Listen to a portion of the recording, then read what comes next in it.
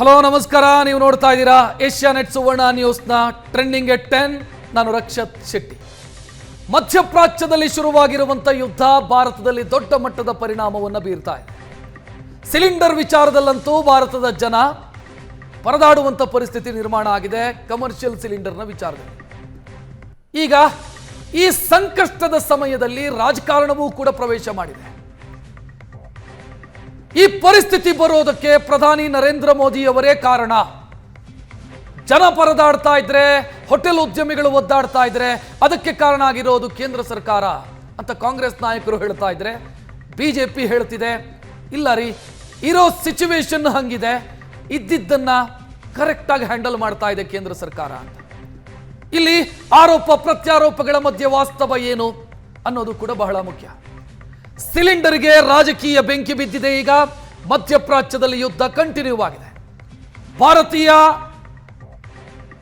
ರಾಜಕಾರಣದ ವಿಚಾರ, ಯಾಕೆ ಈ ಸ್ಥಿತಿ ಬಂತು, ಯಾರಿಂದ ಬಂತು, ಇದರ ಬಗ್ಗೆ ಆರೋಪ ಪ್ರತ್ಯಾರೋಪಗಳು. ಭಾರತದ ರಾಜತಾಂತ್ರಿಕ ವಿಚಾರದಲ್ಲಿ ಸರ್ಕಾರ ರಾಜಿ ಮಾಡಿಕೊಂಡಿದೆ ಅಂತ ರಾಹುಲ್ ಗಾಂಧಿ. ಇಲ್ಲ ರೀ, ಭಾರತ ಈ ಹಂತದಲ್ಲಿ ಏನು ಮಾಡೋದಕ್ಕೆ ಸಾಧ್ಯ ಇದೆಯೋ ಅದನ್ನ ಮಾಡಿದೆ. ಇರಾನ್ನ ಅಧ್ಯಕ್ಷರ ಜೊತೆಗೆ ಮಾತನಾಡಿದೆ, ಇರಾನ್ನ ವಿದೇಶಾಂಗ ಸಚಿವರ ಜೊತೆಗೆ ಮಾತನಾಡಿದೆ.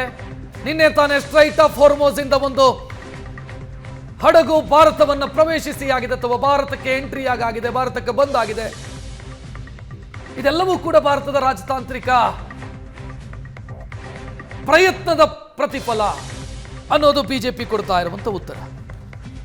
ಸೊ ಇದರ ಮಧ್ಯೆ ಸಾಮಾನ್ಯ ಜನರನ್ನು ಕಾಡ್ತಾ ಇರುವಂತ ಒಂದಿಷ್ಟು ಪ್ರಶ್ನೆಗಳು. ನಿಜಕ್ಕೂ ಯುದ್ಧದ ತೀವ್ರತೆಯನ್ನು ಅಂದಾಜಿಸುವಲ್ಲಿ ಕೇಂದ್ರ ಸರ್ಕಾರ ವಿಫಲವಾಯ್ತಾ? ಪರ್ಯಾಯ ವ್ಯವಸ್ಥೆಗಳನ್ನು ಕೇಂದ್ರ ಸರ್ಕಾರ ಮಾಡಿಕೊಂಡಿಲ್ವಾ? ಸ್ಟ್ರೈಟ್ ಆಫ್ ಹಾರ್ಮೋಸ್ ಬಂದಾಗತ್ತೆ ಅನ್ನೋದು ಖಚಿತವಾಗಿ ಗೊತ್ತಿತ್ತು. ಯುದ್ಧ ಶುರುವಾದ್ರೆ ಅಂದಾಜು ಮಾಡುವಲ್ಲಿ ವಿಫಲವಾಯ್ತಾ ಕೇಂದ್ರ ಸರ್ಕಾರ? ಸಮಸ್ಯೆ ಶುರುವಾದ ನಂತರ ಆಸ್ಟ್ರೇಲಿಯಾ ಮತ್ತು ಕೆನಡಾದ ಜೊತೆಗೆ ಮಾತುಕತೆ, ಆಫ್ರಿಕಾದ ದೇಶಗಳ ಜೊತೆಗೆ ಮಾತುಕತೆ, ರಷ್ಯಾದ ಜೊತೆಗೆ ಮಾತುಕತೆ. ಸಮಸ್ಯೆಯ ಮುನ್ಸೂಚನೆ ಇದ್ದಾಗಲೇ ಪ್ಲಾನ್ ಬಿ ಅಂತ ಯೋಚನೆ ಮಾಡಬಹುದಿತ್ತಲ್ವಾ? ಹಂಗ ಮಾಡಿದ್ರೆ LPG ಸಮಸ್ಯೆ ಸೃಷ್ಟಿ ಆಗ್ತಾ ಇರ್ಲಿಲ್ವಾ? ಇದೆಲ್ಲವೂ ಸಾಮಾನ್ಯ ಜನರನ್ನ ಕಾಡ್ತಾ ಇರುವಂತ ಪ್ರಶ್ನೆ. ರಾಜತಾಂತ್ರಿಕವಾಗಿ ಭಾರತ ಎಡವಿದೆಯಾ? ವ್ಯಾಪಾರದ ವಿಚಾರದಲ್ಲಿ ಸರ್ಕಾರ ಎಡವಿದೆಯಾ?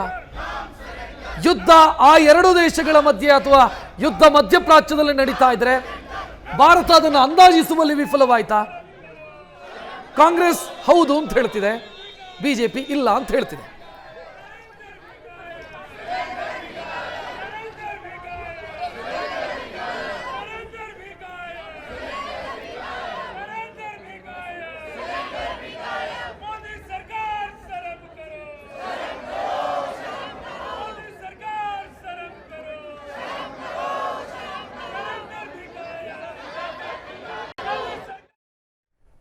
ಮಾತನಾಡೋಣ ಎರಡು ವಾದಗಳ ಮಧ್ಯೆ ವಾಸ್ತವ ಏನು ಅನ್ನೋದರ ಬಗ್ಗೆ. ನಮ್ಮ ಜೊತೆಗೆ ಅತಿಥಿಗಳಿದ್ದಾರೆ. ಕಾಂಗ್ರೆಸ್ನ ಕಡೆಯಿಂದ ನಟರಾಜ್ ಗೌಡ. ಗೌಡ್ರೆ ನಮಸ್ತೆ, ಕಾರ್ಯಕ್ರಮಕ್ಕೆ ಸ್ವಾಗತ. ಬಿಜೆಪಿಯಿಂದ ಉತ್ಕರ್ಷ್ ಜೊತೆಗಿದ್ದಾರೆ. ಉತ್ಕರ್ಷ್ ಅವರೇ ನಮಸ್ತೆ. ಇನ್ನು ನಿವೃತ್ತ ವಾಯುಸೇನಾಧಿಕಾರಿ ಮೋಹನ್ ಚಿತಾಲೆ ಜೊತೆಗಿದ್ದಾರೆ. ಮೋಹನ್ ಚಿತಾಲೆ ಅವರೇ ನಮಸ್ಕಾರ. ನಮಸ್ಕಾರ. ಸರ್ಕಾರ ಎಡವಿದೆ ಅನ್ನೋದು ನಿಮ್ಮ ಕ್ಲೈಮ್ ಇರೋದು ಅಥವಾ ನಿಮ್ಮ ಆರೋಪಗಳಿರೋದು. ಯಾಕೆ ಎಡವುತು ಅಂತ ಹೇಳ್ತಾ ಇದ್ದೀರಿ? ಏನ್ ತಪ್ಪುಗಳು ಏನಾಗಿದೆ ಅಂತ ಹೇಳ್ತೀರಿ? ಈಗ ಈ ಯುದ್ಧ ಶುರುವಾದಾಗ ಅಮೆರಿಕ ಮತ್ತು ಇಸ್ರೇಲ್ ಹೇಳಿದ್ದು ಒಂದೇ, ಈ ಯುದ್ಧ ದೀರ್ಘಕಾಲವಾಗಿರುತ್ತೆ ಮತ್ತು ತೀವ್ರಗತಿನಲ್ಲಿರುತ್ತದೆ, ಅನಿರ್ದಿಷ್ಟಾವಧಿವರೆಗೂ ಮುಂದುವರಿಯುತ್ತೆ ಅಂತ ಸ್ಪಷ್ಟವಾಗಿ ಅವ್ರು ಹೇಳಿದರು. ಅಂದರೆ ಏನು, ಎಲ್ಲ ಪ್ರಪಂಚದ ಎಲ್ಲ ದೇಶಗಳಿಗೂ ಒಂದು ಸೂಚನೆ, ನೀವು ನಿಮ್ಮ ಜಾಗ ನೋಡಿ. ಯಾಕಂದರೆ ಈ ಯುದ್ಧ ಆದರೆ ಇರಾನ್ ಮೇಲೆ ಇಂಪ್ಯಾಕ್ಟ್ ಆಗುತ್ತೆ, ಇರಾನ್ ಮೇಲೆ ಇಂಪ್ಯಾಕ್ಟ್ ಆದರೆ ಮಧ್ಯಪ್ರಾಚ್ಯದಲ್ಲಿ ತೊಂದರೆ ಆಗುತ್ತೆ, ಮಧ್ಯಪ್ರಾಚ್ಯದಲ್ಲಿ ತೊಂದರೆ ಆದರೆ ನಮಗೆ ಕುವೈತ್ ಆಗಲಿ ಸೌದಿ ಅರೇಬಿಯಾ ಆಗಲಿ ನಮ್ಮಲ್ಲಿಂದ ಏನೇ ಇಂಪೋರ್ಟ್ ಎಕ್ಸ್ಪೋರ್ಟ್ ಏನೇ ಬಿಸ್ನೆಸ್ ಇದ್ದರೂ ಅದು ತೊಂದರೆ ಆಗುತ್ತೆ ಅಂತ ಗೊತ್ತಿದೆ. ಕೇಂದ್ರ ಸರ್ಕಾರಕ್ಕೆ ಇದನ್ನು ಅನಲೈಸ್ ಮಾಡೋ ಕೆಪಾಸಿಟಿ ಇಲ್ಲ. ಕೇಂದ್ರ ಸರ್ಕಾರ ಕಣ್ಮುಚ್ಕೊಂಡು ಕುಂತಿದೆ. ಕೇಂದ್ರ ಸರ್ಕಾರಕ್ಕೆ ಮುಂಜಾಗ್ರತೆ, ಮುನ್ನೋಟ, ಈ ಮುನ್ನೆಚ್ಚರಿಕೆ ಏನೂ ಇಲ್ಲ ಅಂತ ನೀವು ಅನ್ಕೊಳ್ಳೋಕ್ಕಾಗೋದಿಲ್ಲ.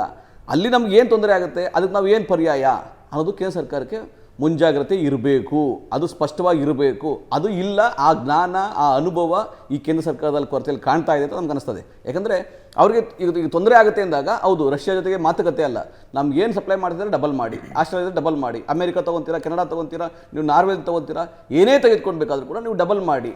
ಸೊ ಅಂದಾಜಿಸುವಲ್ಲಿ ವಿಫಲವಾಗಿದ್ದಾರೆ, ಖಂಡಿತವಾಗಿ ಅಂದಾಜಿನಲ್ಲಿ ಎಡವಿದ್ದಾರೆ ಅಂತ ಖಂಡಿತವಾಗಿ ಕೇಂದ್ರ ಸರ್ಕಾರ ಯಾಮಾರಿದೆ. ಕೇಂದ್ರ ಸರ್ಕಾರ ಸ್ಪಷ್ಟವಾಗಿ ಏನೂ ಅನಲೈಸ್ ಮಾಡ್ದಂಗೆ ಅವ್ರ ಜ್ಞಾನ ಇಲ್ವಾ, ಇಲ್ಲ ಅನುಭವ ಕೊರತೆ ಇದೆಯಾ, ಇಲ್ಲ ಹರ್ದೀಪ್ ಪುರಿ ಸಿಂಗ್ ಅಂತ ಅವ್ರನ್ನ ಪೆಟ್ರೋಲಿಯಂ ಮಿನಿಸ್ಟರ್ ಮಾಡಿದ್ದಾರೆ, ಏನು ಜ್ಞಾನ ಏನು ಅನುಭವ, ಅಥವಾ ಮೋದಿಯವರ ಇಂಟರ್ಫರೆನ್ಸ್ ಯಾವ ರೀತಿ ಇದೆ, PM ಇಂಟರ್ಫರೆನ್ಸ್ ಯಾವ ರೀತಿ ಇದೆ, ಯಾವ ರೀತಿ ಚರ್ಚೆ ಮಾಡ್ತಾ ಇದ್ರು, ಖಂಡಿತವಾಗಿ ವಿಫಲ ಆಗಿದೆ. ಈ ಮುನ್ನೆಚ್ಚರಿಕೆ ನಾವು ತೆಗೆದುಕೊಳ್ಳೋದ್ರೊಳಗೆ, ಮುಂಜಾಗ್ರತೆ ತೆಗೆದುಕೊಳ್ಳೋದ್ರೊಳಗೆ ವಿಫಲ ಆಗಿದೆ. ಹಾಗಾಗಿ ನಮಗೆ ಇವಾಗ ನಾವು ಚರ್ಚೆ ಮಾಡ್ತಾ ಇದ್ದೀವಿ, ಇವಾಗ ನಾವು ಆಫ್ರಿಕನ್ ಕಂಟ್ರೀಸ್ ಚರ್ಚೆ ಮಾಡ್ತಾ ಇದೀವಿ, ಅಮೆರಿಕದಲ್ಲಿ ಪರ್ಚೇಸ್ ಮಾಡಲಿಕ್ಕೆ ಚರ್ಚೆ ಮಾಡ್ತಾ ಇದೀವಿ, ಆಸ್ಟ್ರೇಲಿಯಾದಲ್ಲಿ ಚರ್ಚೆ ಮಾಡ್ತಾ ಇದೀವಿ ಅಂದರೆ ಅದು ಹಾಸ್ಯಾಸ್ಪದ ಆಗುತ್ತೆ. ಇದು ಮುಂಚೆನೇ ಮುಂಜಾಗ್ರತೆಯಿಂದ ಎಲ್ಲೆಲ್ಲಿ ನಾವು ತಗೊತಾ ಇದೀವಿ, ಎಲ್ಲೆಲ್ಲಿ ತಗೊಬೇಕು, ಆಮೇಲೆ ಅಲ್ಲಿ ನಮ್ಗೆ 60% ಇಂಪೋರ್ಟ್ ಮಾಡ್ಕೊತಾ ಇದೀವಿ, ಅಲ್ಲಿ ಹ್ಯಾಂಪರ್ ಆಗುತ್ತೆ.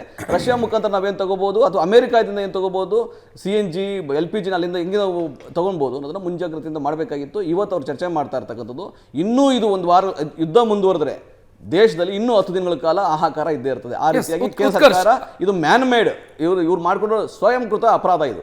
ಉತ್ಕರ್ಷ್, ಯುದ್ಧ ತಡೆಯೋದಕ್ಕೆ ಕೇಂದ್ರ ಸರ್ಕಾರಕ್ಕೆ ಸಾಧ್ಯ ಇಲ್ಲ. ಯುದ್ಧ ಆಗತ್ತೆ ಅಂತ ಆದಾಗ ಸಿದ್ಧತೆಗಳನ್ನ ಮಾಡ್ಕೊಳ್ಳೋದಕ್ಕೆ ಕೇಂದ್ರ ಸರ್ಕಾರಕ್ಕೆ ಅವಕಾಶಗಳಿತ್ತು.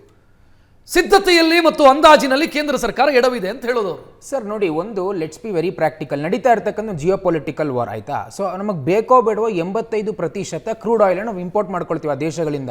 ಯಾಕೆ ಅಂತಂದ್ರೆ it is a natural resource. ನಮ್ಮ ದೇಶದಲ್ಲೇ ಉತ್ಪಾದನೆ ಆಗಂಗಿದ್ರೆ ಇಷ್ಟು ಚರ್ಚೆ ಆಗ್ತಾನೆ ಇರಲಿಲ್ಲ, ಇಷ್ಟು ಸವಾಲು. ಕ್ರೂಡ್ ಆಯಿಲ್ ಅಲ್ಲಿ ಇವತ್ತಿಗೂ ಪ್ರಾಬ್ಲಮ್ ಆಗಿಲ್ಲ. ಎಸ್, ಅದನ್ನೇ ಸಮಸ್ಯೆ ಆಗ್ತಾ ಇರೋದು LPG. ಅದನ್ನೇ ಕ್ರೂಡ್ ಆಯಿಲ್ LPG ಸಮಸ್ಯೆಗೆ ಆಲ್ಟರ್ನೇಟಿವ್ ಮಾಡಬೇಕಿತ್ತು ಅಂತ ಹೇಳೋದು. ಅದನ್ನೇ LPG is a by product of crude oil ಅಲ್ವಾ. ಎರಡನೇದೇನು ಅಂತಂದ್ರೆ ಮಾರ್ಚ್ 10ನೇ ತಾರೀಕು ರಿವ್ಯೂ ಮೀಟಿಂಗ್ ಆಗಿದೆ. ಮಿನಿಸ್ಟ್ರಿ ಆಫ್ ಪೆಟ್ರೋಲಿಯಂನ ಕಮಿಟಿ ಮೀಟಿಂಗ್ ಆಗಿ ಹೋಟೆಲ್ಸ್ ಎಸ್ಪೆಷಲಿ ಕಮರ್ಷಿಯಲ್ ಸಿಲಿಂಡರ್ಸ್ನ ಏನು ಅಭಾವ ಕಾಣಿಸ್ತಾ ಇದೆ ಅದಕ್ಕೆ ಯಾವ ರೀತಿಯ ಮೆಜರ್ಸ್ ಅನ್ನ ತಗೋಬೇಕೆನ್ನುವಂಥ ಡಿಸ್ಕಷನ್ ಅನ್ನ ಮಾಡಿರ್ತಕ್ಕಂಥದ್ದು. ಅದೇ ಮೀಟಿಂಗ್ ಅಲ್ಲಿ ಬಂದಿರತಕ್ಕಂಥ ನಿರ್ಣಯ ಏನು ಅಂತಂದ್ರೆ, ಮೊದಲು ಮನೆಗಳಿಗೆ, ಹಾಸ್ಪಿಟಲ್ಸ್ ಮತ್ತು ಶೈಕ್ಷಣಿಕ ಸಂಸ್ಥೆಗಳಿಗೆ ಡೊಮೆಸ್ಟಿಕ್ ಪ್ರೊಡಕ್ಷನ್ 10% ಜಾಸ್ತಿ ಮಾಡಬೇಕು ಅಂತ. ನಿನ್ನೆ ಸದನದಲ್ಲಿ KH ಮುನಿಯಪ್ಪ ಅವರು ಹೇಳಿದ್ದಾರೆ ಬಹಳ ಸ್ಪಷ್ಟವಾಗಿ, ಯಾವ ಕೊರತೆ ಕೂಡ ಇಲ್ಲ, ಇನ್ನ 20 ದಿನಕ್ಕೆ ಆಗುವಷ್ಟು ಸಿಲಿಂಡರ್ಗಳು ನಮ್ಮ ಹತ್ರ ಇದೆ ಅಂತ. ನಾನು ಅದನ್ನು ಕೇಳ್ತಾ ಇಲ್ಲ. ಕಮರ್ಷಿಯಲ್ ಸಿಲಿಂಡರ್ ಪ್ರಾಬ್ಲಮ್ ಆಗಿದೆ, ಏನ್ ಕಾರಣ? ಯಾಕೆ LPG ಇಂಪೋರ್ಟ್ ಅಲ್ಲಿ ನಾವು ತಪ್ಪು ಮಾಡಿದ್ವಾ? ಇಂಪೋರ್ಟ್ ಖಂಡಿತವಾಗ್ಲೂ ಇಲ್ಲ. ನಾನು ಬರ್ತೀನಿ ಅಲ್ಲಿಗೆ. ಈಗ ಬಹಳ ಸ್ಪಷ್ಟವಾಗಿ ನೀವು ಕಮರ್ಷಿಯಲ್ ಸಿಲಿಂಡರ್ದು ಮೆಜರ್ಸ್ ಅನ್ನ ತಗೊಂಡಿರ್ತಕ್ಕಂಥದ್ದು ಫಸ್ಟ್ ನೀವು ಮಹತ್ವ ಕೊಡಬೇಕಾಗಿರೋ ಡೊಮೆಸ್ಟಿಕ್ಗೆ, ಆನಂತರ ಈ ಕಮರ್ಷಿಯಲ್ ಕೊಡಬೇಕಂತ ಸರ್ಕಾರ ಅದಕ್ಕೆ ಪಡೆ ಕೆಲಸವನ್ನ ಮಾಡ್ತಾ ಇದೆ. ಮತ್ತೆ ನಿನ್ನೆ ಮಿನಿಸ್ಟ್ರಿ ಆಫ್ ಪೆಟ್ರೋಲಿಯಂನ ಸೆಕ್ರೆಟರಿ ಬಹಳ ಸ್ಪಷ್ಟವಾಗಿ ಹೇಳಿದ್ದಾರೆ, LPG ಸಿಲಿಂಡರ್ಸ್ ಅನ್ನ ಬ್ಲಾಕ್ ಮಾರ್ಕೆಟ್ ಮಾಡಿದ್ರೆ, ಹೋರ್ಡಿಂಗ್ ಅನ್ನ ಮಾಡಿದ್ರೆ ಕಠಿಣ ಕ್ರಮ ತಗೋಬೇಕಾಗುತ್ತೆ ಅಂತ. ಆಮೇಲೆ ಬಹಳ ಸ್ಪಷ್ಟವಾಗಿ ಪದೇ ಮೋದಿ ಅವರ ರಾಜತಾಂತ್ರಿಕ ನಡೆ ಫೇಲ್ಯೂರ್ ಆಗಿದೆ ಅಂತ ಹೇಳ್ತಾ ಇರಲ್ವಾ. ನೀವೇ ಹೇಳಿದ್ರಿ ನಿನ್ನೆ 1.35 ಲಕ್ಷ ಟನ್ ಇರ್ತಕ್ಕಂಥ ಒಂದು ಟ್ಯಾಂಕರ್ ಬಂದು ಭಾರತಕ್ಕೆ ಬಂದಿದೆ ಅಂತಂದ್ರೆ, is it not a win for geopolitical affairs of India? ಆಮೇಲೆ ಬಹಳ ಸ್ಪಷ್ಟವಾಗಿ ಪುಷ್ಪಕ್ ಮತ್ತು ಪರಿಮಾಲ್ ಟ್ಯಾಂಕರ್ಸ್ ಯಾವ ವಿರೋಧವನ್ನು ಇರಾನ್ ಮಾಡಿಲ್ಲ ರೀ. US ಇಸ್ರೇಲ್ನ ಟ್ಯಾಂಕರ್ಸ್ ಗಳಿಗೆ ವಿರೋಧವನ್ನ ವ್ಯಕ್ತಪಡಿಸಿದೆ ಇರಾನ್, ಯಾವುದೇ ಕಾರಣಕ್ಕೂ ನಿಮ್ಮನ್ನು ಬಿಡೋದಿಲ್ಲ ಅಂತ. ವೇರಾಸ್ ಭಾರತದ ಟ್ಯಾಂಕರ್ ನೋಡಿ ಎಷ್ಟು ಚೆನ್ನಾಗಿ ಕಾಣಿಸ್ತಾ ಇದೆ, ಬರ್ತಾ ಇದೆಯಲ್ಲ ಭಾರತದ ಕಡೆ, ಯಾವ ವಿರೋಧವನ್ನ ಕೂಡ ಮಾಡಿರ್ತಕ್ಕಂಥ. ಬಂದಿರೋ ಒಂದನ್ನು ಹೇಳ್ತಾ ಇದ್ದೀನಿ. ಅಲ್ಲಲ್ಲ, ಒಂದ್ ನಿಮಿಷ ಬರುತ್ತೆ, ಅದು ಬಂದೇ ಬರುತ್ತೆ, ಎಲ್ಲೋಗುತ್ತೆ. ಆಮೇಲೆ ಕೊನೆಯದಾಗಿ ರಷ್ಯಾ ವಿಚಾರದಲ್ಲಿ ಪದೇ ಕಾಂಗ್ರೆಸ್ನವರು ಸುಮ್ಮನೆ ಸುಳ್ಳನ್ನು ಹೇಳ್ತಾ ಇದ್ದಾರೆ. ಡಿಸೆಂಬರ್ ತಿಂಗಳಿಂದ ಇವತ್ತವರೆಗೂ ನಮಗೆ ಸುಮಾರು 120 ರಿಂದ 130 ಮಿಲಿಯನ್ ಬ್ಯಾರೆಲ್ಸ್ ಆಫ್ ಆಯಿಲ್ ಅನ್ನ ನಾವು ರಷ್ಯಾದಿಂದ ತಗೊಂಡಿದೀವಿ. ಆಮೇಲೆ ಬಹಳ ಸ್ಪಷ್ಟವಾಗಿ ಹೇಳ್ತೀನಿ ನೋಡಿ, ಯಾರದ್ದೋ ಜೂನಿಗೆ ಕಂಪೇರ್ ಮಾಡಿದ್ರೆ ಫೆಬ್ರವರಿಯಲ್ಲಿ ಅರ್ಧಕ್ಕರ್ಧ ರಷ್ಯಾದಿಂದ ಇಂಪೋರ್ಟ್ ಮಾಡ್ಕೊಳ್ತಾ ಇರೋದು ಅರ್ಧಕ್ಕರ್ಧ. ಈಗ ಜಾಸ್ತಿ ಮಾಡಿದ್ರಿ, ಈಗ ಸಂಕಷ್ಟ ಜಾಸ್ತಿ ಮಾಡಿದ್ರಿ. It is a war situation. ಈಗ ವಾರಿಗೂ ಅದಕ್ಕೂ ಸಂಬಂಧ ಇಲ್ಲ. ಫೆಬ್ರವರಿ ಜನವರಿಯಲ್ಲಿ ಯಾವ ವಾರ ಇತ್ತು? ಫೆಬ್ರವರಿ ಯಾವ ವಾರ ಇತ್ತು?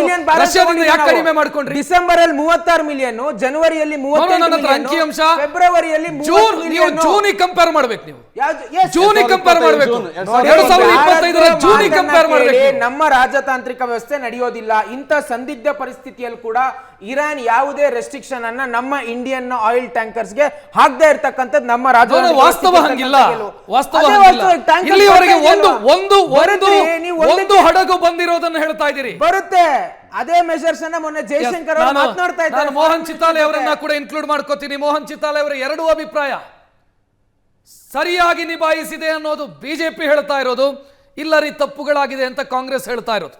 ತಾವು ಏನು ಹೇಳ್ತೀರಿ? ತಾವು ಯಾವ ರೀತಿ ನೋಡ್ತೀರಿ ಇದನ್ನ?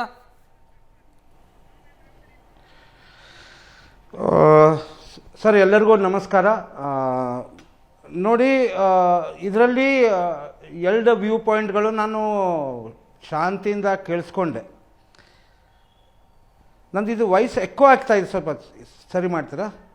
ಈಗ ಹಾರ್ಮೋಸ್ನಲ್ಲಿ ಇಷ್ಟೆಲ್ಲ ಬೆಳವಣಿಗೆಗಳು ಆಗ್ತವೆ ಅಂತ ಯುದ್ಧ ಶುರು ಆಗಿದ 4 ದಿವಸದಲ್ಲಿ ನಮಗೆ ಅಷ್ಟೊಂದು IGRS ಆಯಾತುಲ್ಲಾ ಖೊಮೇನಿ ಅವರ ಆಸುನಿಗದ ಮೇಲೆ ಗಲ್ಫ್ ಕಂಟ್ರಿಗಳ ಮೇಲೆ ಅಟ್ಯಾಕ್ ಮಾಡಿ ಸ್ಟ್ರೇಟ್ ಆಫ್ ಹಾರ್ಮೋಸ್ ಬಂದ್ ಮಾಡ್ತಾರೆ ಅಂತ ಎಂತೆಂಥ ದೊಡ್ಡ ದೊಡ್ಡ ಇಂಟರ್ನ್ಯಾಷನಲ್ ಅನಲಿಸ್ಟ್ಗೂ ಇದು ಗೊತ್ತಾಗಿದ್ದಿಲ್ಲ, ಇದು ಇಷ್ಟು ಪ್ರಮಾಣಕ್ಕೆ ಇದು ಯುದ್ಧ ಬೆಳೀತದೆ ಅಂತ. ಈಗ ಬೆಳೆದಿದೆ, ಮುಂದೆ ಹೋಗ್ತಾ ಇದೆ. S. Jaishankar spoken with Iranian foreign minister. ಆ ನಂತರ ಅಲ್ಲಿಂದ ಯಾವುದೋ 2 ಹೇಳಿದರು, ಪರಿಮಲ್ ಮತ್ತು ಇನ್ನೊಂದು ಹಡಗು ಅಲ್ಲಿಂದ ಸಾಕ್ತಾ ಇದೆ ಅಂತ. ಯುದ್ಧದ ಪರಿಸ್ಥಿತಿ ಬಂದಾಗ ರಾಜಕಾರಣವನ್ನು ಬದಿಗಿಟ್ಟು ನೇಷನ್ ಫಸ್ಟ್, ಪೀಪಲ್ ಫಸ್ಟ್, ಆಮೇಲೆ ಹ್ಯೂಮನ್ ಮ್ಯಾನ್ಕೈಂಡ್ ಫಸ್ಟ್ ಅಂತ ಎರಡೂ ಕಡೆಯವರು ಅರ್ಥ ಮಾಡ್ಕೋಬೇಕು. ಹುಚ್ಚುಚ್ಚರಾಗಿ ನೀವು ಸ್ಟೇಟ್ಮೆಂಟ್ ಕೊಟ್ಟು ಸಿಲಿಂಡರ್ ಮೇಲೆ ನಮ್ಮ ದೇಶದ ಯಾವುದೇ ಒಂದು ರಾಷ್ಟ್ರದ ರಾಷ್ಟ್ರಪತಿಯನ್ನು ಕೂಡಿಸಿ ಅವರ ಕಾಲ ತೆಳಗೆ ನಮ್ಮ ದೇಶದ ಪ್ರಧಾನಮಂತ್ರಿನ ಇಟ್ಟು ನಾಲ್ಗೆ ಹೊರಗೆ ತೆಗೆದು ನಾಲ್ಗೆ ನಕ್ಕುವಂಥ ಏನು ಪ್ರೆಸ್ ಕಾನ್ಫರೆನ್ಸ್ಗಳು ಆಗ್ತಾ ಇದ್ದಾವೆ. ನರೇಂದರ್ ಸರೆಂಡರ್, ಸಿಲಿಂಡರ್ ಸರೆಂಡರ್ ಇವರು ಹೇಳ್ತಾ ಇದ್ದಾರೆ. ನಾವು ಇಲ್ಲ, BJPನೂ ಎಡವಿದೆ, ಕಾಂಗ್ರೆಸ್ಸಿನ ವಿರೋಧವೂ ಕೂಡ ಸರಿ ಇಲ್ಲ. ಇಷ್ಟರ ಮಧ್ಯೆ ಇದ್ದಾಗ ಕೂಡ ಇಂಟರ್ನ್ಯಾಷನಲ್ ಕಮ್ಯುನಿಟಿಯಲ್ಲಿ ಏನೇನು ಮಾಡಬೇಕಾಗ್ತದೆ ದೇಶಕ್ಕೆ ಅದನ್ನು ಎಲ್ಲವೂ ಮಾಡ್ತಾ ಇದ್ದಾರೆ. ಆದರೆ ನಾವು ಒಗ್ಗಟ್ಟಿಯಾಗಿ ನಿಂತು ಬ್ಲಾಕ್ ಕಾಂಗ್ರೆಸ್ ಅಂತ ಇದೆ, ಆಮೇಲೆ ನಮ್ಮಲ್ಲಿ ನಿಮ್ಮ BJPಯಲ್ಲಿ ಮಂಡಲ್ ಸಿಸ್ಟಮ್ ಇದೆ, ಅಲ್ಲಿರುವ ಜನರಿಗೆ ಕಳ್ಳ ಸಂತೆ ಆಗ್ತಾ ಇದೆ. There are abundant commercial cylinders available, domestic cylinders available. ಇದೊಂದು ಸೃಷ್ಟಿ ಮಾಡ್ತಾ ಇದ್ದಾರೆ. ಇನ್ನೊಂದು 2-3 ದಿವಸದಲ್ಲಿ ಇದೆಲ್ಲ ಸರಿ ಹೋಗ್ತದೆ ಅಂತ ನನ್ನ ಒಂದು ಅನಿಸಿಕೆ ಅನಿಸ್ತಾ ಇದೆ. ಬೈ ದಟ್ ಟೈಮ್ ಕೇಂದ್ರ ಸರ್ಕಾರ ಕರೆಕ್ಟ್ ಆಗಿ ಮ್ಯಾನೇಜ್ ಮಾಡ್ತಿದೆ ಅಂತ ಸರ್ ತಮ್ಮ ಮಾತಿನ ಅರ್ಥ? ಸಿಚುವೇಶನ್ ಅನ್ನ ಕರೆಕ್ಟ್ ಆಗಿ ಮ್ಯಾನೇಜ್ ಮಾಡಿದೆ ಮತ್ತು ಮಾಡ್ತಿದೆ ಅಂತ ಅರ್ಥ? ಇಲ್ಲ, ಕೇಂದ್ರ ಸರ್ಕಾರ ಏನು ಮಾಡಬೇಕದು ಮಾಡ್ತಾ ಇದೆ. ಆದರೆ ಸರ್ಟನ್ ಥಿಂಗ್ಸ್ ನಾವು ಯುದ್ಧ ಮಾಡ್ತಾ ಇಲ್ಲ, ನಮ್ಮ ಮೇಲೆ ಯುದ್ಧ ಹೇರಿಲ್ಲ. ನಮ್ಮ ಏನು ಡಿಪ್ಲೊಮ್ಯಾಟಿಕ್ ಏನೇನು ನಾವು ಮಾಡಬೇಕು ಅದನ್ನು ಮಾಡ್ತಾ ಇದ್ದಾರೆ. ಅಮಿತ್ ಶಾ ನೇತೃತ್ವದಲ್ಲಿ ಹರ್ದೀಪ್ ಸಿಂಗ್ ಪುರಿ ಮತ್ತು S. ಜಯಶಂಕರ್ ಇಂಟರ್ನ್ಯಾಷನಲ್ ಕಮ್ಯುನಿಟಿಗೆ ಅಪೀಲ್ ಮಾಡ್ತಾ ಇದೆ. ನಿನ್ನೆ ರಾತ್ರಿನೇ ಇರಾನ್ ಪ್ರೀಮಿಯರ್ ಜೊತೆ ನರೇಂದ್ರ ಮೋದಿ ಅವರು ಮಾತಾಡಿದ್ದಾರೆ, ಅವರ ಆತಂಕವನ್ನು ವ್ಯಕ್ತಪಡಿಸಿದ್ದಾರೆ. ಇಷ್ಟೆಲ್ಲ ಮಾಡಿದ್ರು ಕೂಡ ನಾವು ವಿರೋಧ ಮಾಡ್ತೇವೆ, ನಾವು ಹಂಗೆ ಮಾಡೋದು ಕಾಂಗ್ರೆಸ್ ನಡೆ ಇದ್ರೆ ನಾನು ಆಸ್ ಎಕ್ಸ್ ಸರ್ವಿಸ್ ಮನ್ ಏನು ಹೇಳಲಿಕ್ಕೆ ಆಗಲ್ಲ ಸರ್. ಅದು ಬಂದೆ ಸರ್ ನಿಮ್ಮ ಹತ್ರ. ನಟರಾಜ್ ಗೌಡ್ರೆ, ಇಲ್ಲ, ನೇಷನ್ ಡಿಫೆನ್ಸ್ ಇರಾನ್ನ ಅಧ್ಯಕ್ಷರ ಜೊತೆಗೆ ಪ್ರಧಾನಿ ನರೇಂದ್ರ ಮೋದಿ ಅವರು ಮಾತನಾಡಿದ್ದಾರೆ. ಕರೆಕ್ಟ್. ಇರಾನ್ನ ವಿದೇಶಾಂಗ ಸಚಿವರ ಜೊತೆಗೆ ನಮ್ಮ ವಿದೇಶಾಂಗ ಸಚಿವರು ಮಾತನಾಡಿದ್ದಾರೆ. ಕರೆಕ್ಟ್. ಉತ್ಕರ್ಷ್ ಹೇಳಿದ್ರು, ಒಂದು ಹಡಗು ಈಗಾಗಲೇ ಮುಂಬೈ ಪೋರ್ಟ್ ಅನ್ನು ರೀಚ್ ಆಗಿದ್ದನ್ನು ನಾವು ನೋಡಿದ್ವಿ. ಕರೆಕ್ಟ್. ಇದರ ಹೊರತಾಗಿ ಏನು ಮಾಡೋದಕ್ಕೆ ಸಾಧ್ಯ ಆಯಿತು? ನೋಡಿ, ಇರಾನು ಒಂದು ಹಿಸ್ಟೋರಿಕಲಿ ಭಾರತದ ಸ್ನೇಹಿತ. ಇರಾನು ಭಾರತದ ಸ್ನೇಹಿತ. ಅವರು ಆ ಸ್ನೇಹವನ್ನು ಬಿಟ್ಕೊಟ್ಟಿಲ್ಲ, ಇಲ್ಲಿವರು ಬಿಟ್ಕೊಡೋದಿಲ್ಲ ಅವರು. ಯಾಕಂದರೆ ಅವರು ಕೂಡ ಆದಾಯ ಮಾಡ್ಕೊತಾ ಇದ್ರು, ಭಾರತದಿಂದ ಮ್ಯೂಚುವಲ್ ಬಿಸ್ನೆಸ್ ಇತ್ತು. 2019ರಲ್ಲಿ ಭಾರತ ಮತ್ತು ಇರಾನ್ ಮಧ್ಯೆ ಇದ್ದದ್ದು 95,000 ಕೋಟಿ ರೂಪಾಯಿಯಷ್ಟು ವ್ಯವಹಾರ. ಇವಾಗ 2025ರಲ್ಲಿ ಕೇವಲ 3,400 ಕೋಟಿ ರೂಪಾಯಿಯಷ್ಟು ಮಾತ್ರ ವ್ಯವಹಾರ ಇದೆ. ಟ್ರಂಪ್ ಮುಖಾಂತರವಾಗಿ ಈಗ ಕಳೆದ 2 ವರ್ಷದಿಂದ ಇರಾನ್ ಜೊತೆಗೆ ನಾವು ಸಂಬಂಧ ಕಡಿಮೆ ಮಾಡ್ಕೊತಾ ಇದ್ದೀವಿ. ನೀವೇ ಹೇಳ್ದಂಗೆ ಜೂನ್ 2025 ರಷ್ಯಾದಿಂದ ನಾವೇನು ಆಯಿಲ್ ಇಂಪೋರ್ಟ್ ಮಾಡ್ಕೊಂಡ್ವಿ, ಅದು ನೀವು ಫೆಬ್ರವರಿ 2026 ಕಂಪೇರ್ ಮಾಡಿದ್ರೆ ಮೋರ್ ದ್ಯಾನ್ 50-55% ಕಡಿಮೆ ಇದೆ. ಅಂದರೆ ರಿಲಯನ್ಸ್ ಅನ್ನೋ ಕಂಪ್ನಿ 100% ಸ್ಟಾಪ್ ಮಾಡ್ತು. BP, HP, IO ಎಲ್ಲರೂ ಏನು ಮಾಡಿದ್ರೆ 70%ವರೆಗೂ, 50%, 60%ವರೆಗೂ ಕಡಿಮೆ ಮಾಡಿದ್ರು. ಇಂಪೋರ್ಟ್ ಮಾಡೋದು ಕಡಿಮೆ ಮಾಡಿದ್ರು. ಯಾಕಂದರೆ ಕೇಂದ್ರ ಸರ್ಕಾರ ಆ ರೀತಿಯಾಗಿ ಯಾವುದಕ್ಕೂ ಬೆಂಡ್ ಹಾಕ್ಕೊಡೋದು. ನಾವು ಅದನ್ನು ಹೇಳ್ತಾ ಇರ್ತಕ್ಕಂಥದ್ದು. ಇರಾನ್ ಜೊತೆಗೂ ನಾವು ಅದೇ ರೀತಿಯ 95,000 ಕೋಟಿ ಏನು 2019 ಇತ್ತಲ್ಲ, ಅದೇ ಬಿಸ್ನೆಸ್ಸನ್ನು ಇವಾಗಲೂ ಮಾಡಿದ್ದ. ಇರಾನ್ ನಮ್ಮನ್ನು ಬಿಟ್ಕೊಡೋದಿಲ್ಲ. ನಮಗೆ ಕಡಾಖಂಡಿತವಾಗಿ ಗೊತ್ತು, ಭಾರತ ಸರ್ಕಾರ ಎಲ್ಲೋ ಒಂದು ಪ್ರಧಾನಮಂತ್ರಿ ಅವ್ರ ಪರವಾಗಿ ನಿಲ್ಲಿಲ್ಲ ಅನ್ನೋದಕ್ಕಾಗಿ ಅವರು ನಮ್ಮ ಸ್ನೇಹವನ್ನು ಕಡ್ಕೊಳ್ಳೋದಿಲ್ಲ. ಇದು ಸ್ಪಷ್ಟವಾಗಿದೆ. ನಾವು ಯಾವಾಗ ಇರಾನ್ ಸಿಂಪಲ್ ಇರಾನ್ ಪರವಾಗಿ ನಿಲ್ಲಬೇಕಿತ್ತು ಈ ಸಂಘರ್ಷದಲ್ಲಿ. ಇಲ್ಲ, ನಾವು ಇಬ್ರು ಪರವಾಗೂ ನಿಲ್ಲಬೇಕು. ಇಬ್ರು ವಿರೋಧ ಮಾಡೋದನ್ನ, ಯುದ್ಧ ಮಾಡೋದನ್ನ ನಾವು ಸ್ಟಾಪ್ ಮಾಡಿ ಅಂತಾನೆ ಹೇಳಬೇಕು. ಇರಾನು ಸೌದಿ ಅರೇಬಿಯಾ ಮೇಲೆ UAE ಮೇಲೆ ದಾಳಿ ನಮ್ಮ ಮಾತು ಕೇಳಿ ಯುದ್ಧ ನಿಂತು ಹೋಗುತ್ತೆ ಅಂತ ಅನ್ಸುತ್ತೆ ಬಟ್ ಅಂತಾರಾಷ್ಟ್ರೀಯ ಒತ್ತಡ ಅಂದ್ರೆ ಏನು? ನಾವು 140 ಕೋಟಿ ಜನ ಪಾಪ್ಯುಲೇಷನ್ ಇರತಕ್ಕಂತಹ ಪ್ರಜಾಪ್ರಭುತ್ವ ದೇಶ. ನಮ್ಮ ಮಾತಿಗೆ ಒತ್ತಡ ಹಾಕಬಹುದು. ಈ ಸಮಸ್ಯೆಗೆ ಏನ್ ಪರಿಹಾರ ಅಂತ ನಾನು ಕೇಳಿದೆ. ಯುದ್ಧ ನಿಲ್ಲುತ್ತೆ ಅಂತ. LPG ನಾವು 60% LPG ಅನ್ನು ನಾವು ಇಂಪೋರ್ಟ್ ಮಾಡ್ಕೊಳ್ತಾ ಇದ್ದೀವಿ. ಈ ಸಮಸ್ಯೆಗೆ ನಾವು ಪರಿಹಾರ ಏನು ಅಂತ ಸೆಂಟೆನ್ಸ್ ನಾನು ಕಂಪ್ಲೀಟ್ ಮಾಡ್ತೀನಿ. 2 ಸೆಂಟೆನ್ಸ್ ಅಲ್ಲಿ ಏನು ಗೊತ್ತಾ, ಇರಾನು UAE ಮೇಲೆ ಸೌದಿ ಅರೇಬಿಯಾ ಮೇಲೆ ದಾಳಿ ಮಾಡಿದಾಗ ನಾವು ಕಂಡಮ್ ಮಾಡಿದ್ವಿ, ಅದನ್ನ ನಾವು ಕಂಡಮ್ ಮಾಡಿದ್ವಿ. ಅದೇ ಇರಾನ್ ಮೇಲೆ ಇಸ್ರೇಲ್ ಮತ್ತೆ ಅಮೆರಿಕ ದಾಳಿ ಮಾಡಿದ್ರೆ ನಾವು ಕಂಡಮ್ ಮಾಡಲಿಲ್ಲ. ಇರಾನಿನ ಖಮೇನಿಯವರು ಹತ್ಯೆ ಆದ ಮೇಲೆ 6 ದಿನ ಆದಮೇಲೆ ನಾವು ಅವ್ರಿಗೆ ಸಂತಾಪ ಸೂಚನೆ ಮಾಡಿದ್ವಿ. ಇರಾನ್ ಅವರು ಕೂಡ ಗಮನಿಸ್ತಾರೆ. ಆದರೂ ಅವರು ನಮ್ಮ ಸ್ನೇಹಿತರು. ನಮ್ಮ ಭಾರತಕ್ಕೆ ಯಾವ ರೀತಿಯ ತೈಲ ಹಡಗುಗಳು ಬರಬೇಕು ಅವರು ಬಿಟ್ಕೊಡ್ತಾರೆ, ಯಾಕಂದ್ರೆ ಅದು ಅವ್ರಿಗೆ ಅನುಕೂಲ. ನಮ್ಮ ಮೇಲೆ ಅಷ್ಟು ಗೌರವ ಕೊಟ್ರೆ ಕ್ರೆಡಿಟ್ ಟು ಇರಾನಿಗೆ. ಇಲ್ಲ ಕೇಳಿ ಸ್ಟಾಪ್ ಮಾಡಿದ್ರೆ ಅದು ಮೋದಿ ಕಾರಣಕ್ಕಾಗಿ. ಇಲ್ಲ ಕೇಳಿ, ನಾನು ಹೇಳ್ತೀನಿ ಗೊತ್ತಾ, ನಮ್ಮ ರಿಲೇಷನ್ ಇದೆಯಲ್ಲ, ಬೈಲಾಟ್ರಲ್ ರಿಲೇಷನ್ಶಿಪ್ ಇದೆಯಲ್ಲ, ಅದು ಹಾಳಾಗಬಾರದು. ನಾವು ಅದನ್ನ ಹೇಳ್ತಾ ಇರ್ತಕ್ಕಂಥದ್ದು. ಇರಾನ್ ನಮ್ಮ ಮೇಲೆ ನಿಜವಾಗ್ಲೂ ಸ್ನೇಹಿತ, ನಾನು ನಿಮ್ಗೆ ಅದೇ ಹೇಳಿದೆ. ಅಮೆರಿಕನೂ ಸ್ನೇಹಿತನೇ. ಆದರೆ ಅಮೆರಿಕ ಈ ಟ್ರಂಪ್ ಕಾರಣದಿಂದಾಗಿ ನಮ್ಮ ಮೇಲೆ ಇಲ್ಲ ಸಲ್ಲದ ಖ್ಯಾತೆ ತೆಗಿತಾ ಇದ್ದಾನೆ. ನಿನ್ನೆ ಕೂಡ ಒಂದು ಮಾಡಿದ್ದಾನೆ, ತನಿಖೆ ಮಾಡ್ತೀವಿ. ಇಂಡಿಯಾ ನಮ್ಮ ಮೇಲೆ ಜಾಸ್ತಿ, ಇಂಡಿಯಾ ಮಾತ್ರ ಅಲ್ಲ, ಯುರೋಪಿಯನ್ ಯೂನಿಯನ್ ಕೇಳಿ, ನಾನು ಹೇಳ್ತೀನಿ ಟ್ರಂಪ್ ಬಗ್ಗೆ ಹೇಳ್ತಾ ಇದ್ದೆ, ನಾನು ಇಂಡಿಯಾ ಮಾತ್ರ ಅಂತ ಹೇಳ್ತಾ ಇಲ್ಲ. ಟ್ರಂಪ್ ಈ ರೀತಿಯಾಗಿ ಉಚ್ಚಾಟತನದಿಂದ ಎಲ್ಲ ದೇಶಗಳಿಗೂ ಈ ರೀತಿ ಮಾಡ್ತಿದ್ದಾನೆ. ಆದರೆ ನಾವು ಸ್ವತಂತ್ರ ಭಾರತವಾಗಿ, ಸಾರ್ವಭೌಮ ಭಾರತವಾಗಿ ನಾವು ಯಾವ ರೀತಿಯಾಗಿ ವಿದೇಶಾಂಗ ನೀತಿಯನ್ನು, ರಾಜತಾಂತ್ರಿಕ ನೀತಿಯನ್ನು ಮಾಡಿಕೊಂಡಿದ್ದೀವಿ ಅನ್ನೋದು ನಾನು ನಿಮ್ಗೆ ಹೇಳಿದೆ. ನಾವು ಇರಾನಿಂದ ದೂರ, ಇಸ್ರೇಲ್ಗೆ ಹತ್ತಿರ ಅನ್ನೋ ಥರ ಬಿಂಬಿಸ್ಕೊಂಡಿದ್ದಾರೆ ಮೋದಿಯವರು, ಬಿಂಬಿಸ್ಕೊಂಡಿದ್ದಾರೆ. ಆದರೂ ಕೂಡ ಮುಂಜಾಗ್ರತಾ ಕ್ರಮವಾಗಿ ನೀವು ಬೇರೆ ಎಲ್ಲ ದೇಶಗಳಿಂದ ನಮಗೆ CNG ಆಗಲಿ LPG ಆಗಲಿ ತಗೊಂಬರುವಂತಹ ಕೆಲಸವನ್ನ ಮಾಡಬೇಕಿತ್ತು, ಅದನ್ನ ಮಾಡಿಲ್ಲ. ನೋಡಿ, ಪ್ರಧಾನ ಮಂತ್ರಿಗಳು ಜೈಶಂಕರ್ ಅವರು they have initiated the talks with all the concern ministries of Iran. ಆ ಕಾರಣಕ್ಕೆ ನಮಗೆ ಬರಬೇಕಾಗಿರ್ತಕ್ಕಂಥದ್ದು ಬರ್ತಾ ಇದೆ ಇಂಥ ಸಂದಿಗ್ಧ ಪರಿಸ್ಥಿತಿಯಲ್ಲಿ ಕೂಡ. ಆದರೆ ಇಂತಹ ಸಂದರ್ಭದಲ್ಲೂ ಕೂಡ ಅತ್ಯಂತ ಗೌಡರು ಹೇಳ್ತಾ ಇರೋದು, ನಾವು ಸಾಂಪ್ರದಾಯಿಕವಾಗಿ ಅನುಸರಿಸಿಕೊಂಡಿರುವಂತ ನೀತಿ ಏನಿತ್ತು, ಹೌದು, ಅದರಲ್ಲಿ ಬದಲಾವಣೆಯನ್ನು ಮಾಡಿಕೊಂಡಿರೋದೇ ಈ ಸಮಸ್ಯೆ ಕಾರಣ ಅಂತ. ನೋಡಿ, ಆ ಬದಲಾವಣೆ ಆಗಿದ್ರೆ ಇರಾನ್ ಇಂದ ಮತ್ತೆ ಟ್ಯಾಂಕರ್ಸ್ ಅಲೋ ಮಾಡ್ತಾ ಇದ್ದಾರೆ ಸ್ಟೇಟ್ ಆಫ್ ಹಾರ್ಮೋಸ್ ಮುಖಾಂತರ. ವೆರಿ ಲಾಜಿಕಲ್ ಆಗಿ ಯೋಚನೆ ಮಾಡೋಣ. ನಮ್ಮ ಯಾವ ರಿಲೇಶನ್ಶಿಪ್ ಕೂಡ ಯಾವ ದೇಶದ ಜೊತೆ ಅಳಿಸಿಲ್ಲ. It is very strong. ಇಂಥ ಸಂದಿಗ್ಧ ಪರಿಸ್ಥಿತಿಯಲ್ಲಿ ಕೂಡ ಭಾರತದ ಮಾತನ್ನ ಆ ದೇಶಗಳು ಕೇಳ್ತವೆ ಅಂತಂದ್ರೆ, ನಿನ್ನೆ ಒಂದು ಹಡಗು ಬಂತು ಭಾರತಕ್ಕೆ, ಬರುತ್ತೆ ಸರ್.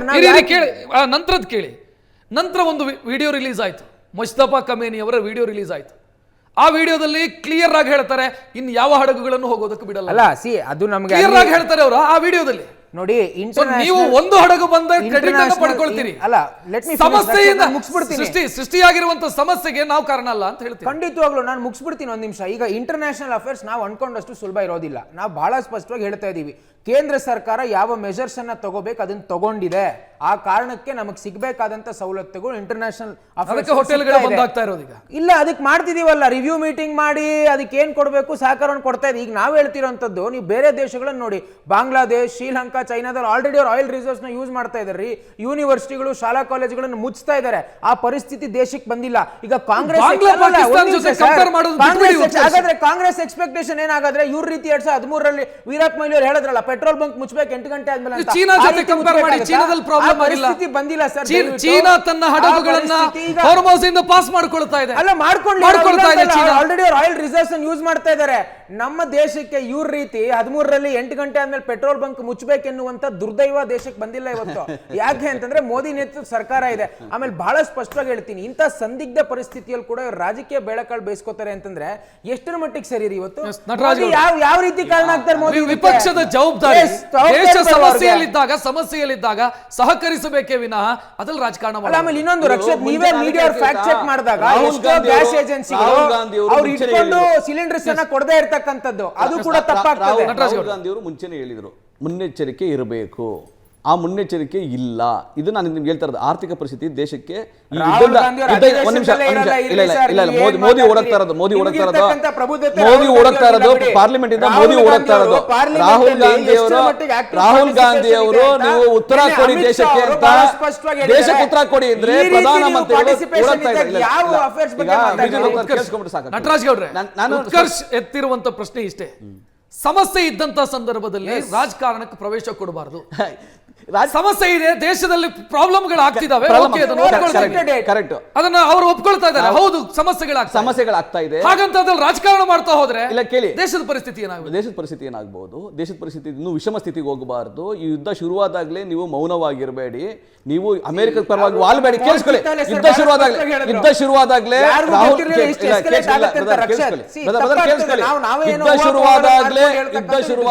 ರಾಹುಲ್ ಗಾಂಧಿ ಅವರು ಹೇಳಿದ್ರು, ವಿರೋಧ ಪಕ್ಷದ ನಾಯಕನಾಗಿ ಜವಾಬ್ದಾರಿ ಪ್ರಜೆಯಾಗಿ ಹೇಳಿದ್ರು, ನೀವು ಮೌನವಾಗಿರಬೇಡಿ, ಇದು ಭಾರತದ ಆರ್ಥಿಕತೆಗೆ ಹೊಡೆತವನ್ನ ಬೀಳಬಹುದು, ತರ್ತದೆ, ಇದನ್ನು ಮುಂಜಾಗ್ರತೆಯಿಂದ ಕೆಲಸ ಮಾಡಿ ಅಂತ ರಾಹುಲ್ ಗಾಂಧಿ ಅವರು 10 ದಿನ 12 ದಿನ ಮುಂಚೆನೇ ಹೇಳಿದ್ರು. ಆದಾಗ್ಯೂ ಕೂಡ ಅದು ನೇರವಾಗಿ ನಮ್ಮ ಅಡಿಗೆ ಮನೆಗೆ ಬಂದ್ಬಿಟ್ಟಿದೆ. ಆ ಯುದ್ಧದ ಪರಿಣಾಮ ಎಷ್ಟು ಬಿಸಿ ಮುಟ್ತಾ ಇದೆ ಅಂದ್ರೆ, ಇವತ್ತು 60 ರೂಪಾಯಿ ಸಿಲಿಂಡರ್ ಜಾಸ್ತಿ ಆಗಿದೆ. ಹಳೆ ಸ್ಟಾಕ್ಗೆ ಕೇಂದ್ರ ಸರ್ಕಾರ 60 ರೂಪಾಯಿ ಸಿಲಿಂಡರ್ ಬೆಲೆ ಜಾಸ್ತಿ ಮಾಡ್ಕೊಂಡು 200 ರೂಪಾಯಿ ಇತ್ತು. ಅಂತಾರಾಷ್ಟ್ರೀಯ ಮಟ್ಟದಲ್ಲಿ ಕಚ್ಚಾ ತೈಲದ ಬೆಲೆ ಇದ್ದಾಗಲೂ ಈಗ ಹಳೆ ಸ್ಟಾಕ್ ಈಗ ಹಳೆ ಸ್ಟಾಕ್ 4,000 ಕೊಡ್ತೀನಿ ಕಮರ್ಷಿಯಲ್ ಸಿಲಿಂಡರ್ ಕೊಡಿ ಅಂತ ಹೇಳ್ತಾರೆ. ಹಳೆ ಸ್ಟಾಕ್ಗೆ ಹೊಸ ಬೆಲೆ ಕೂಡ ನಾವು ಜಾರಿ ಮಾಡಿದ್ದೀವಿ. ಮಾಡಿ ಹಳೆ ಸ್ಟಾಕ್ಗೆ 60 ರೂಪಾಯಿ ಹೆಚ್ಚಿಗೆ ಬೆಲೆ ಮಾಡಿಕೊಂಡು ಕೇಂದ್ರ ಸರ್ಕಾರ ವಿಂಡ್ ಫಾಲ್ ಗೇನ್ ಅಂತ ಲಾಭ ಮಾಡ್ಕೊಳ್ಳಿಕ್ಕೆ ಪ್ರಯತ್ನ ಮಾಡ್ತಾ ಇದೆ ಥ್ರೂ ಈ ಪೆಟ್ರೋಲಿಯಂ ಕಂಪ್ನಿಗಳ ಮುಖಾಂತರ. ಅದು ತಪ್ಪು, ನಂಬರ್ 1. ನಂಬರ್ 2, ನಮಗೆ ಅಡಿಕ್ವೇಟ್ ಸ್ಟಾಕ್ನ ಇಟ್ಕೊಳ್ಳಿಕ್ಕೆ ಸಾಧ್ಯ ಇತ್ತಾ? ಬೇರೆ ಬೇರೆ ರಾಜ್ಯಗಳ ಜೊತೆ ಚರ್ಚೆ ಮಾಡಿ, ದೇಶಗಳ ಜೊತೆ ಚರ್ಚೆ ಮಾಡಲಿಕ್ಕೆ 12-13 ದಿನಗಳಿಂದ ಚರ್ಚೆ ಮಾಡಲಿಕ್ಕೆ ಸಾಧ್ಯ ಇತ್ತಾ? ಇತ್ತು. 10ನೇ ತಾರೀಕಿನ ನಂತರ, 10 ದಿನಗಳ ನಂತರ, ಯುದ್ಧ ತೀವ್ರಗೊಂಡ 10 ದಿನಗಳ ನಂತರ, ಕಳೆದ 2 ದಿನಗಳಿಂದ ಇವರು ಮಾಡ್ತಾ ಇರ್ತಕ್ಕಂಥ ಪ್ರಯಾಸನವನ್ನ ಇವರು 12 ದಿನದ ಮುಂಚೆನೆ ಮಾಡಬೇಕಾಗಿತ್ತು. ಅದನ್ನ ಮುಂಜಾಗ್ರತೆಯಿಂದ ಮಾಡಿಲ್ಲ. ಅದಕ್ಕೆ ರಾಹುಲ್ ಗಾಂಧಿ ಅವರು ಏನ್ ಹೇಳ್ತಾರೆ ಅಂದ್ರೆ, ನೀವು ಬಂದು ಪಾರ್ಲಿಮೆಂಟ್ಗೆ ಯಾವ ಸ್ಥಿತಿ ಇದೆ, ಹಿಂದೆ ನೀವೇನ್ ಮಾಡಿದ್ರಿ, ಮುಂದೆ ನೀವೇನ್ ಮಾಡ್ತಿರ್ತ ಉತ್ತರ ಕೊಡಿ ಪಾರ್ಲಿಮೆಂಟ್ ಮುಖಾಂತರ ದೇಶ ಜನತೆಗೆ ಅಂದ್ರೆ ಪ್ರಧಾನಮಂತ್ರಿ ತಪ್ಪಿಸ್ಕೊಂಡು ಹೋಗ್ತಾ ಇದ್ದಾರೆ ಪ್ರಧಾನಮಂತ್ರಿಗಳು.